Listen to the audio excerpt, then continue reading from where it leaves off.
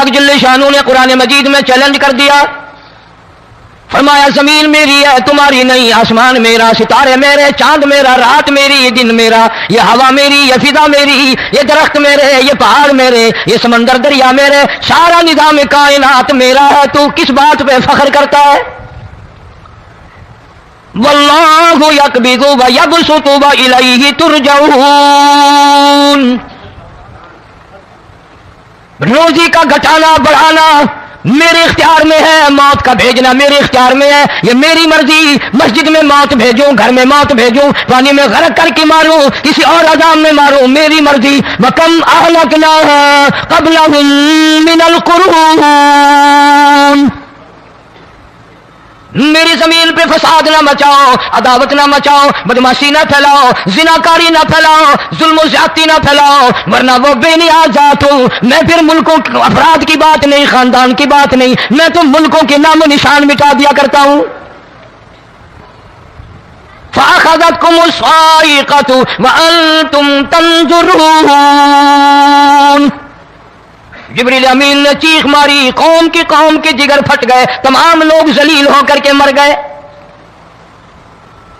قرآن کریم کہتا ہے موسیٰ علیہ السلام کی قوم نے عداوت کی، بدماشی کی، زمین پہ روگردانی کی، ان کا انجام دیکھو۔ لوط علیہ السلام کی قوم نے دنیا میں بدماشی پھیلائی، ان کا انجام دیکھو۔ فرشتے آئے، موسیٰ علیہ السلام کی قوم کو کئی طرح سے عذاب دیے گئے۔ لوط علیہ السلام کی قوم پر فرشتے آئے، پہلے لوط علیہ السلام کو کہنے لگے، لوگوں میں بدماشی چھوکروں کے ساتھ پھیلی ہوئی تھی، بڑے خوبصورت جوان لڑکے بن کر آ گئے، نئی عمر کے لڑکے بن کر آ گئے۔ لوط علیہ السلام نے اپنی قوم کو سمجھایا، ان کے ساتھ برائی کا ارادہ نہ کرو، یہ میرے مہمان ہیں۔ دروازے توڑنے لگے، دیواریں گرانے لگے، فرمایا قال فما خطبكم ایھا المرسلون۔ لوط علیہ السلام نے خوشامد بھی کی، اور ظالموں باز آ جاؤ، میرے مہمانوں کی بے عزتی نہ کرو، میرے مہمانوں کی توہین نہ کرو۔ فرمایا قال یا قوم ان هؤلاء بناتي هن اطهر لكم فاتقوا الله۔ پیغمبر اپنی امت پہ بڑا رحیم ہوتا ہے، بڑا شفیق ہوتا ہے، بڑا کریم ہوتا ہے، بڑا دیانتدار ہوتا ہے۔ لوط علیہ السلام فرماتے ہیں لوگوں میری بیٹیاں تمہارے گھروں میں ہیں، ان سے اپنی خواہشات پوری کرو، میرے مہمانوں کو تنگ نہ کرو۔ زیادہ تنگ کرنے لگے، لوط علیہ السلام نے رو دیا، فرمانے لگے قال لو ان لی بکم قوة او آوی الی رکن شدید، کاش میرے پاس طاقت ہوتی، میرے پاس لاٹھی ہوتی، میرے پاس قوت ہوتی، میں تمہیں مزہ چکھاتا، میرے مہمانوں کی کیوں بے عزتی کرتے ہو؟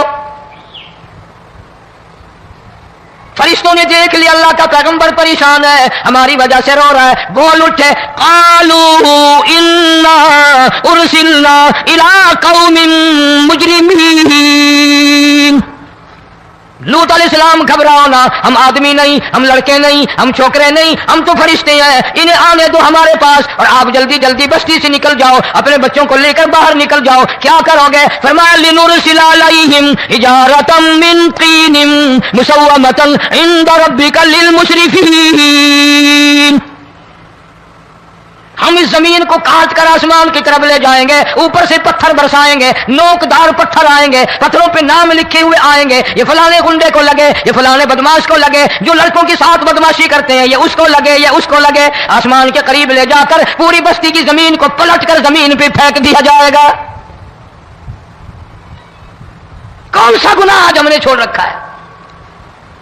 ہر دوسرا تیسرا آدمی شرک کی لعنت میں گرفتار ہے، بیٹے مانگنے کے لیے قبروں پہ مندھے پڑے ہیں، جھولیاں پھیلائے کھڑے ہیں، حاجت روائی کے لیے ان کو پکار رہے ہیں۔ اللہ فرماتے ہیں ان تدعوهم لا يسمعوا دعاءكم ولو سمعوا مستجابوا لكم ويوم القيامة يكفرون بشرككم ولا ينبئك مثل خبير۔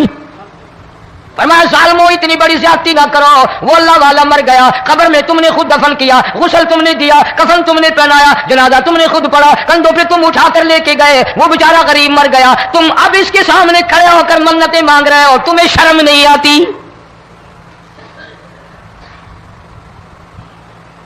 کتمیر کے لفظ آتے ہیں قرآن میں، یہ کھجور کی گٹھلی، اس میں جو ایک تیل سی ہوتی ہے، اس کے اندر سے دیکھنا کبھی ایک دھاگا سا نکلتا ہے، کھجور کی گٹھلی اور گٹھلی کا جو سوراخ سا ہے لمبا، اس کے اندر سے ایک باریک سا دھاگا سا نکلتا ہے، اس کو قرآن اور اللہ پاک کتمیر عربی میں کہتے ہیں۔ فرمایا تم بیٹے مانگ رہے ہو، تم نوکری مانگ رہے ہو، تم حاجت روائی ان سے مانگ رہے ہو، حالانکہ یہ تو کھجور کی گٹھلی کا وہ دھاگا پیدا نہیں کر سکتے۔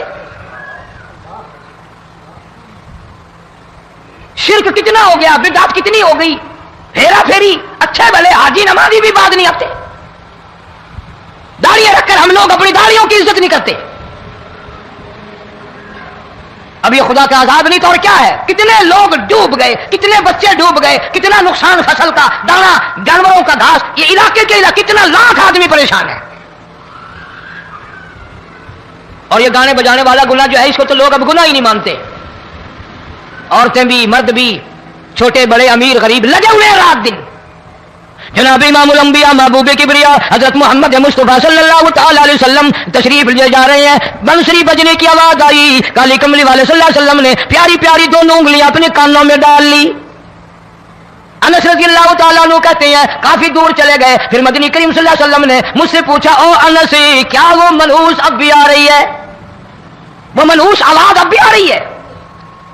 حالانکہ یوں ذرا باہر انگلی کر کے بھی تو سرکار دو عالم صلی اللہ علیہ وسلم سن کر دیکھ سکتے تھے کہ وہ آواز اب بھی آ رہی ہے کہ نہیں، لیکن تیرے میرے نبی امام الانبیاء صلی اللہ علیہ وسلم کا عمل دیکھ، حضور کا طریقہ دیکھ، اتنی نفرت فرمائی گانے بجانے سے، انگلی نکال کر کے بھی نہیں دیکھی۔ 3 مرتبہ حضرت انس رضی اللہ تعالیٰ عنہ سے پوچھا، جب حضرت انس نے عرض کر دیا اب کوئی آواز نہیں آتی، انگلی نکالی اپنے کانوں سے، فرمایا او انس قیامت کا نزدیک آئے گا، قرب قیامت ہوگا، میری امت گانے بجانے میں اتنی لگے گی جب تک وہ غرق نہیں ہو جائیں گے بعد نہیں آئیں گے۔